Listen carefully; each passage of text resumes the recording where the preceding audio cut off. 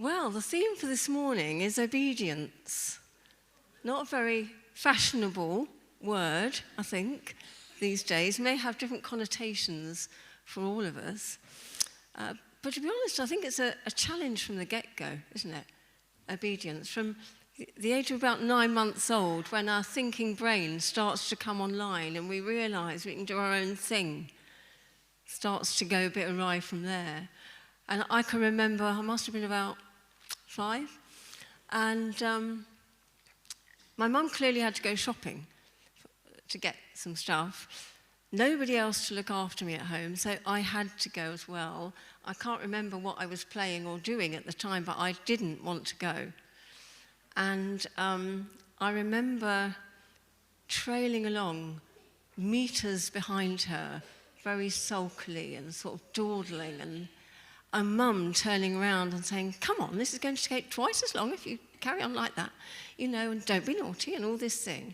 And I just carried on dragging and dragging. And she less and less looked behind to see if I was coming.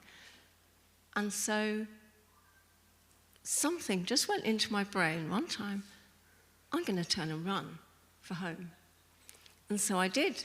I just turned heels, ran along the road towards home, and by the time Mum looked round, I was quite a way down the road, and she was herring along after me. I think the reason why it's still in my brain, that memory, is because when she caught up with me, it was not particularly pretty. And I don't think I ever did it again. But I think there are times when we're following along with God in life, and it's tempting just to say, "Do you know what? I'm going to go in the other direction. I don't want to follow on like this anymore. I'm not going to do that." And today, we're going to have 2 testimonies from Pauline and Christine, 2 very different experiences of what they have been going through in their life and what it's meant for them to follow on with God. So, Christine, can we start with you? So this is a quote I carry around for myself in my work diary from the Shack Reflections by W.M. Paul Young. I feel it's very deep and poignant, and I might just read it twice so you can take it in a bit more. Sometimes I forget you are God of the darkness as much as God of the light. Help me not to light my own fires in the midst of darkness, but to press in further, to allow uncertainty to push me deeper into trust. I'm just going to read that again because it is quite a lot to take in, and even if I read it twice, you probably still won't get it. Sometimes I forget you are God of the darkness as much as God of the light. Help me not to light my own fires in the midst of dark times, but to press in further, to allow uncertainty to push me deeper into trust. So Sally asked me to talk about a time when I'd wrestled with God. And there's been quite a few of these. And I think more, not less, as I get older and experience what has happened in my life and in the life of others. Life comes with its shares of struggles and sorrows, and as Christians, we're not immune to that. So how do we cope when God does not appear to answer the prayers in the way we want in our lives and others? When a loving or powerful God could step in and intervene and he appears not to, or give us the answers that we want and think best. I started my current job in 2015, and I was on trust induction with the chaplaincy manager. And I can remember talking to him and probably quite cheekily saying to him, "I'd like to do your job, but I expect I'd need some sort of religious qualification to do that." But there began a journey between me actually and Richard, who was the trust chaplain, was part of that because we worked in the same part of the building, so we'd often meet and catch up and have chats about things. But studying's now very expensive. I managed to find a part-time evening course at St Albans Abbey that fitted around my full-time job and caring responsibilities. So what I'd do is I'd finish a day at work, And then I'd hang around in the office at St Albans. I'd take a ready meal and cook that. And then I'd head off to the Abbey for the course to start at 8 o'clock in the evening. I'm a resentful studier. I'm dyslexic, I'm not a natural academic, and I don't like it. It does not come easy, and I spent many a weekend or Christmas break writing essays and reading when I'd rather be out doing other things. I gave up my time and money to complete the course, which took about 4 years in the end, because it was various part-time modules. In March 2019, I had the opportunity to do a two-day secondment to the chaplaincy team. So I was interviewed for the job and I got it. During that time, over almost a year, I covered 5 inpatient units and 1 day hospital.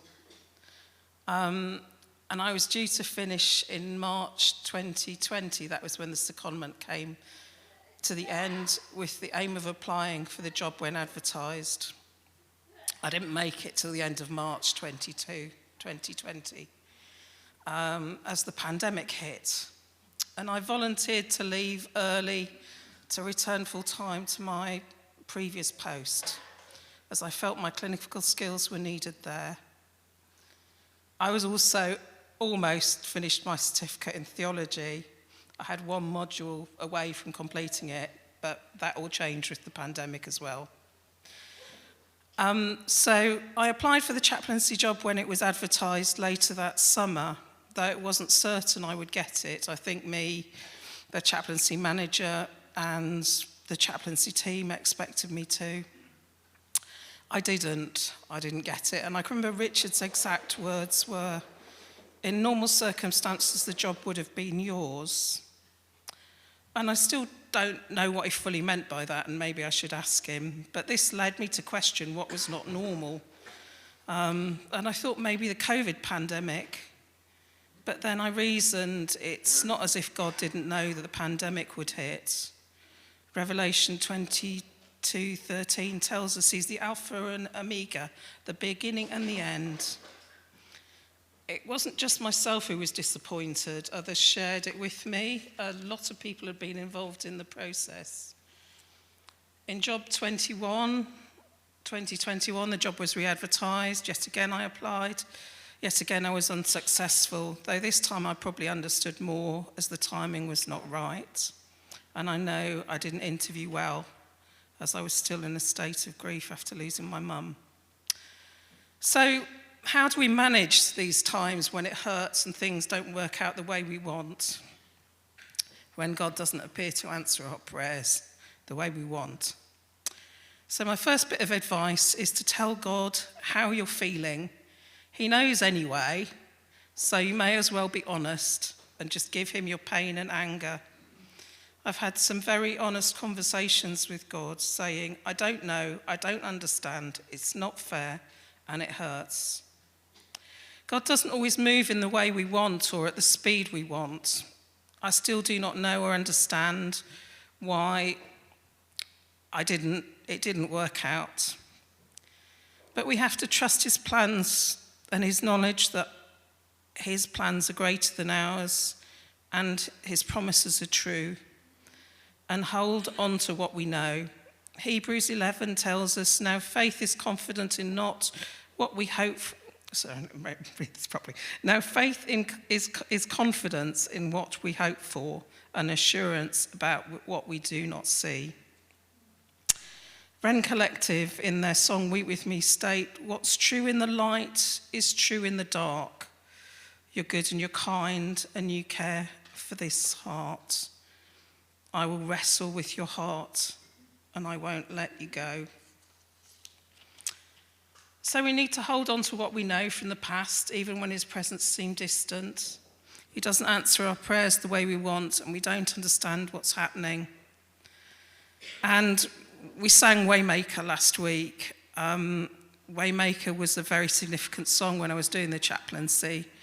And it comes with the lines that even when I don't see it, you're working. Even when I don't feel it, you're working. You never stop working. You are the way maker, miracle worker, promise keeper, light in the darkness. My God, that is who you are. So keep wrestling if that's where you are. Faith is forged in the challenging times where we receive the gifts of endurance, faith and courage. And I was thinking about this as I've very much concentrated on what it feels like if you're in it. But there's also a role for us when we might not be feeling like this, but we're supporting others who are. And I was trying to think what would that involve? And I think it involves standing alongside people. It involves helping them to be honest with God about how they're feeling. And if we don't know the answer, don't give it. Don't give trite answers when you don't know what the outcome is. It doesn't help. And sometimes it is about standing with them and going, I don't know, I don't understand either, but I know that God is feeling your pain, and, you know, he is a God of his promises. Thank you.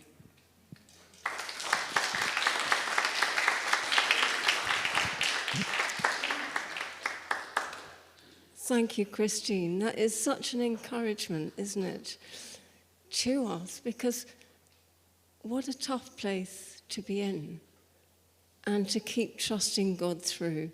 You know, that's a tough call, isn't it? To keep following on when you're still not sure of what God's doing. You know, that is such a valuable testimony for us to encourage us to do the same. Thank you, Christine. And now we're going to hear from Pauline, who is talking about her experience and the challenge in possibly a similar kind of circumstance, but very different way. Well, I want to take you back many years to when I was 22, just finishing at Goldsmiths College and looking forward to my first teaching job. So I was studying English and drama and looking forward to working in a secondary school somewhere. I was going to a Baptist church then in Peckham, and one Sunday when I was there, I felt the Lord really speaking to me about a hymn that we had, one of these old hymns. Some of you might still remember it. One of the verses said, "New pastures are before me, which yet I have not seen." And I thought, gosh, God's speaking to me about that. New pastures. Yes, I'm stepping out in this new job. And I, in my ignorance, I interpreted it geographically. So I started applying for all these jobs in Devon and Edinburgh and far reaches of the country, which I knew nothing about. But I thought, well, if that's what, God's saying, I'll try. Nothing came back. And I wasn't bad. I mean, I was quite a good teacher. I'd passed my teaching practice. I knew quite a lot about my subject. And nothing was happening. Nothing at all. And then, out of the blue, I got a letter asking me for interview at a school in North London as an RE specialist. It was a job I hadn't applied for. And what happened was someone I'd met had known that I was looking for my first teaching job and had recommended me to the head teacher. Now, in teaching these days, that shouldn't change anything because you have to, everyone has to be interviewed and asked exactly the same questions. But they had sent me a letter of invitation. So I rang up the person who'd recommended me, and I was incredibly angry. Very angry indeed. And I said, "What are you playing at? Recommending me for a job that I don't want?" And, he said, "Well, I thought you could do it." And I thought, no, this is ridiculous. So I was panicking. This testimony is also about prayer, because when when you're going to take on something you're confident in and you feel you've been trained for, you don't pray that much. You don't pray wholeheartedly. You don't cry out to God for your first teaching job, because I thought, well, I'm good, I'll get one, and that's it. And so I wasn't crying out to God in prayer. But in this situation, oh dear me, did I start to pray.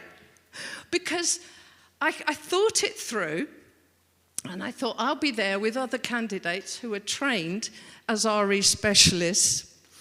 And there I was. I'll be standing up in front of a head teacher and an interview panel with no qualification in RE.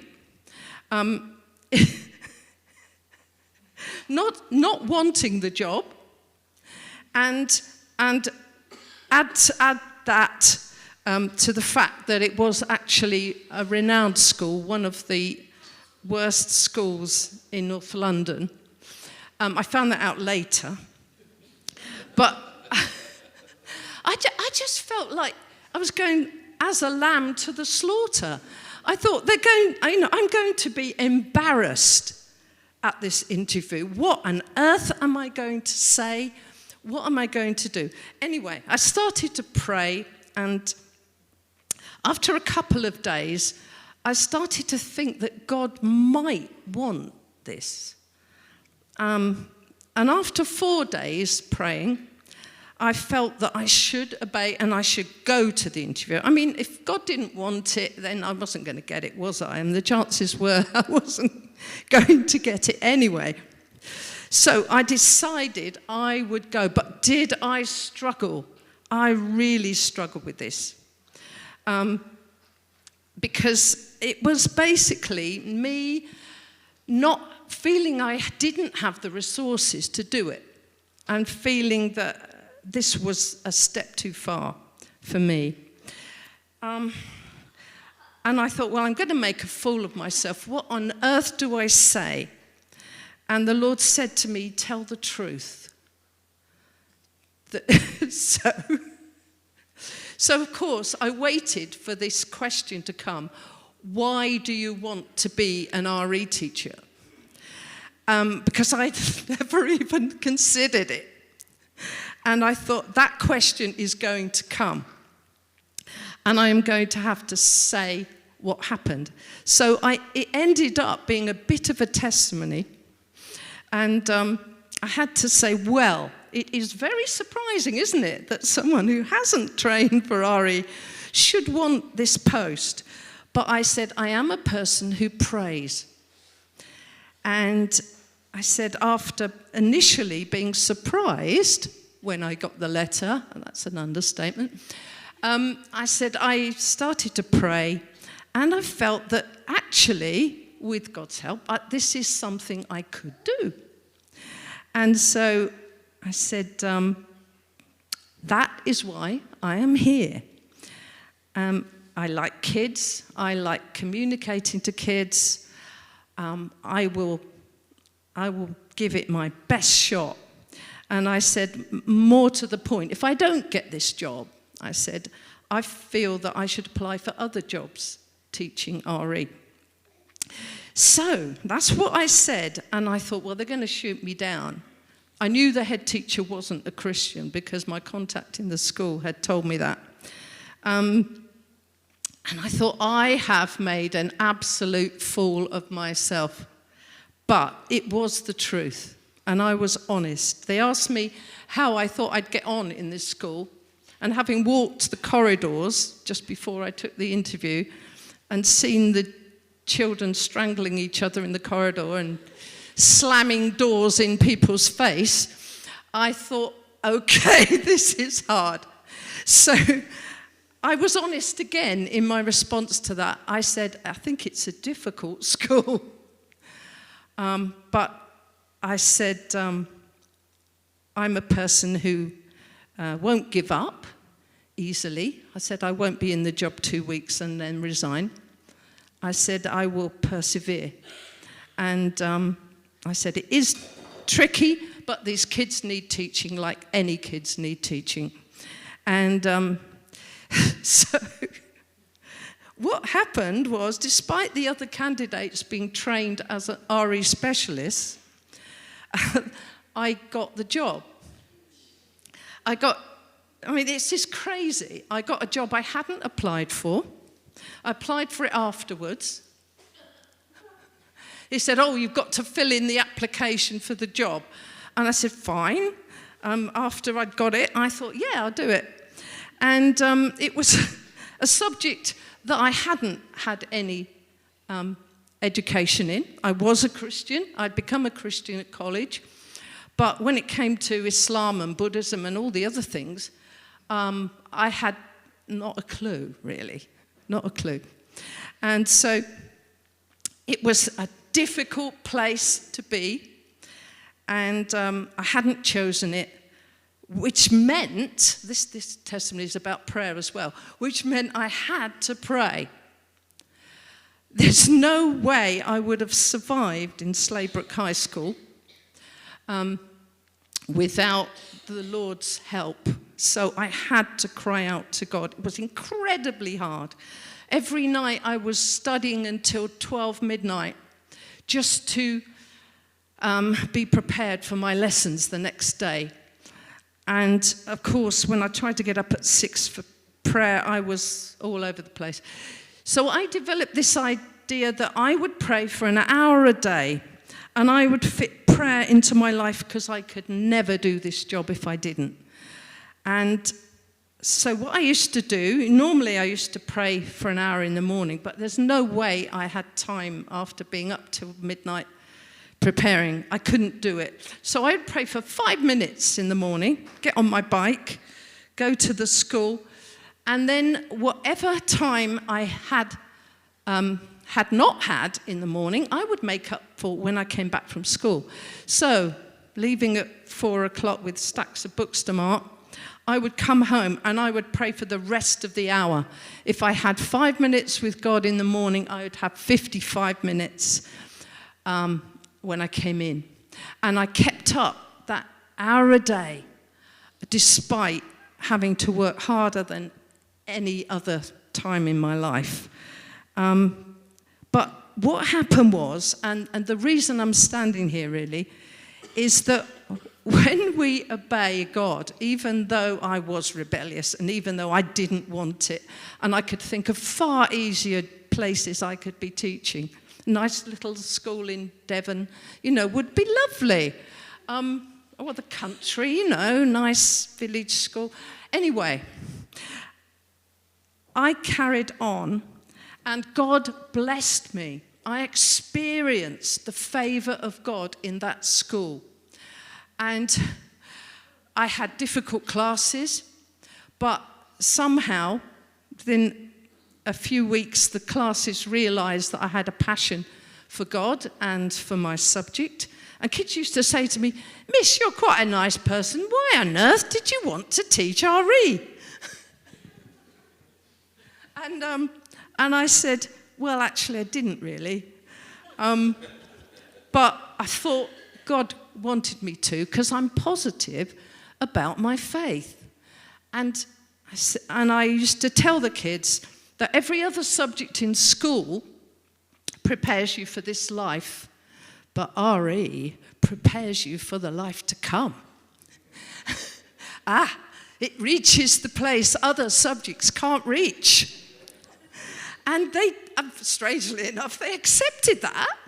And I thought, okay, yeah, school is for life and RE is for something else, something extra.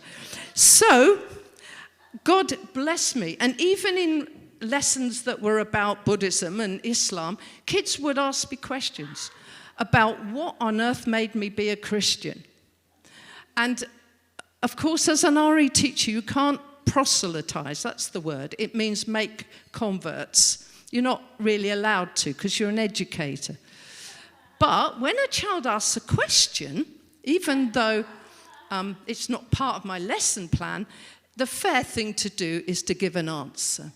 So I would take off my RE teacher's hat And I would tell them that I say some things as an RE teacher, and I say other things as a Christian. And so I would literally swap hats, and I would say, as an RE teacher, I would say I respect all religions, but as a Christian, I believe there's only one way to God. And I would say that to the children, that I wear two hats. And it's the only way I could balance having to teach what other faiths say and trying to share what I believed as well. So it was hard, but God was there. And I used to travel around with my husband sometimes when he was preaching, and we'd go to churches, and kids would, teenagers or people in their 20s would come up to me, and they're saying, "Do you remember me? Because you taught me RE." And they would be there in church. So although I wasn't allowed to proselytize, the positive view of God and faith that the Lord allowed me to project reached people. And time again, I was finding out that they'd become a Christian when they were 19, or when they were 21, or when they were 25, and that God had reminded them of my lessons on the life of Jesus in year 9, and they said they'd never forgotten it, and they realized that God loved them, even then, though they didn't respond at that time. So I'm still meeting up with people who sat through my RE lessons, and God's favor was there. Now, had I remained rebellious, and had I said, "No, I like English, I'm going to teach English," none of that probably would have happened. I'm hoping God would have called someone else, but I don't know. So I was fulfilled in the place that God had for me. And all I can say is obedience is not this nasty thing that Sally mentioned. And we think of obedience, don't we, as something that a prison commandant says, "You will obey. We have ways of making you cooperate." It isn't like that. Obeying God is very different, because it's what he wants for us. He's putting us in the place where he can use us and where we will be fulfilled. So the good news about obedience is, as we pray, God changes us. He makes us favorable to what God has chosen for us, and we move with it, and he blesses us in that.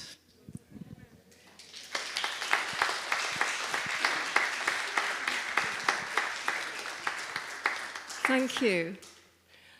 It's amazing, isn't it? Two very different circumstances. Pauline there, faced with something she didn't want, wasn't looking for, and God was asking her to take it up. And Pauline trusting God for that. And Christine, we heard earlier, who is still trusting God for the path forward, for something that God hasn't yet brought to her. How he works differently in all our lives, but both those testimonies, ones of trust for the future. I'm going to hear the story of somebody now from a long time ago in our history as human beings, who took a bit of an opposite approach to that. And that person is Jacob. Now, Jacob had a twin brother, Esau. They were the twin boys of Rebekah and Isaac. And even before they were born, there were promises over those boys. There were promises over Jacob. Because Rebekah had been told, "You have 2 nations in your womb. The older one is going to serve the younger one. Now, Esau was the older one. He came out first. So he was entitled to the birthright, the inheritance, if you like, the blessing. And Jacob was the younger one. God had already said, the older will serve the younger. But Jacob, whose name actually means deceiver, decided he'd take things into his own hands. Thank you very much. He quite wanted to have the birthright. He quite wanted that blessing. And so he hatched a plan with his mother, I have to say, to deceive his father into giving him that. When his father was very ill, he dressed up as Esau. He pretended to be Esau. His father's eyesight wasn't that great, and he dressed and was clothed like Esau, and he took his father in a lovely meal. And his father said to him, he was a bit suspicious. He said to him, "Who is this? Who are you?" And he said, "I'm Esau." Father thought, well, he feels like Esau, but he sounds a bit like Jacob.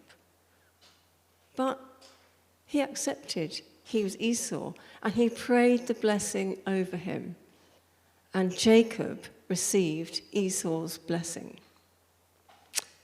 Well, understandably, Esau was not thrilled about this and was very angry and plotted to kill Jacob once Isaac was dead. Mother overheard this and said to Jacob, "You'd better get out, wait till the dust settles, wait till it's all calmed down, and then you can come back again.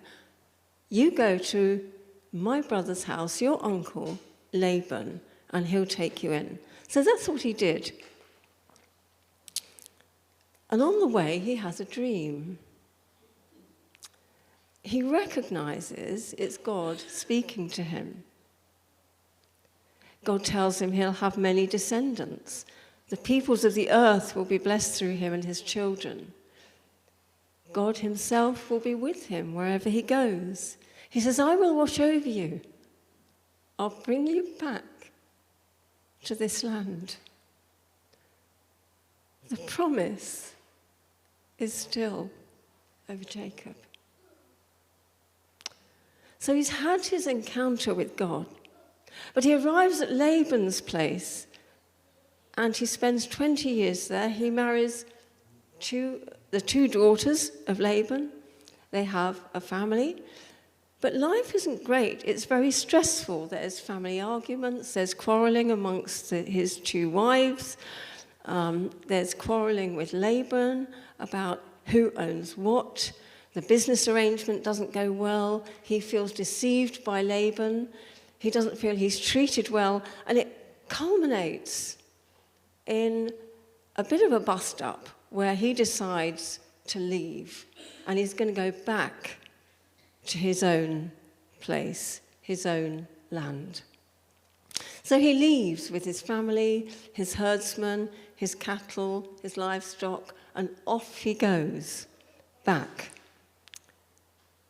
But there's a problem. Esau's going to be there. He doesn't know how Esau is going to react to him.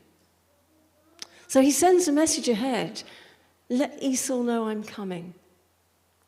And the message comes back. "Esau's coming to meet you with 400 men.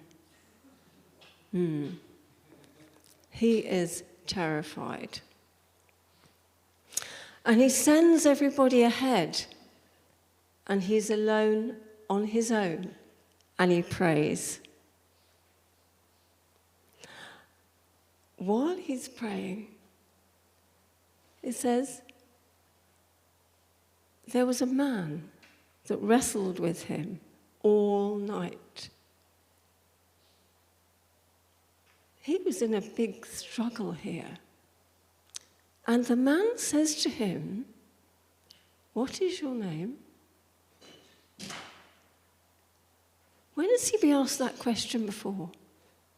It was when Isaac had asked him the question, when he was deceiving him, "Who are you?" And he had said, "I'm Esau." This time, the man was asking him in his wrestling, and he said, "I'm Jacob. Jacob, the deceiver." Finally, he'd been honest. He was having to face up to his past. He was having to face up to who he was, Jacob, the deceiver. And the man said to him, "You're going to be called something else.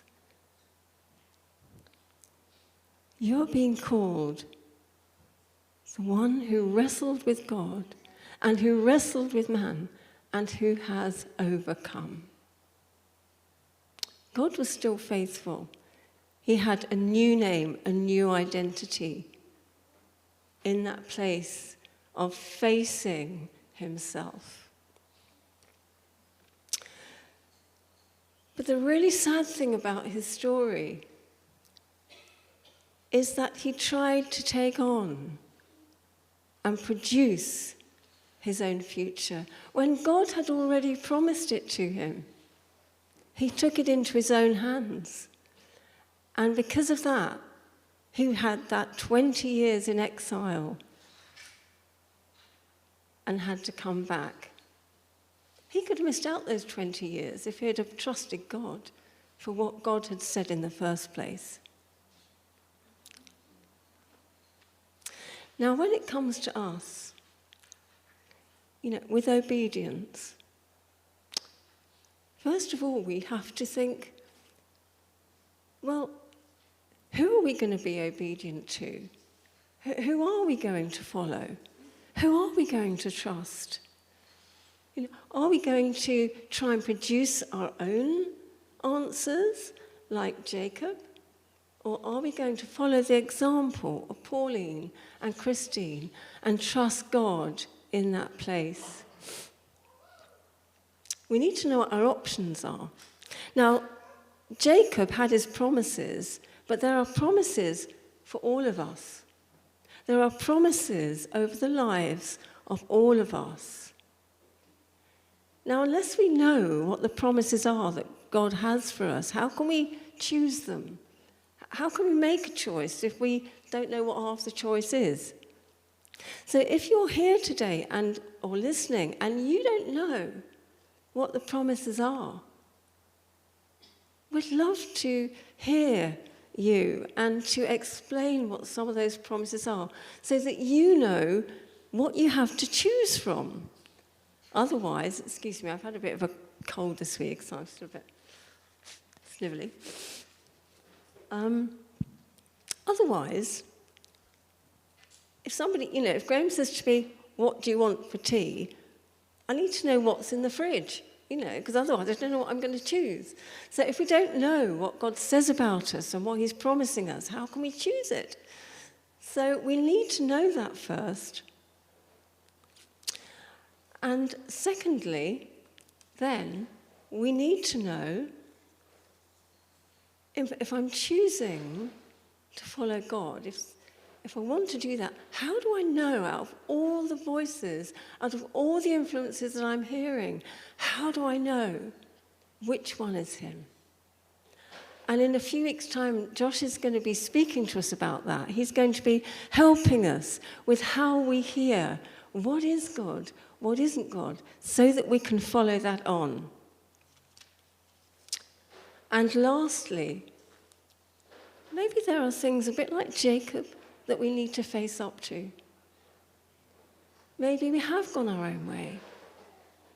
Maybe it's not turned out as God would have intended. Maybe there are things that we've done that we need to face up to, just like Jacob did.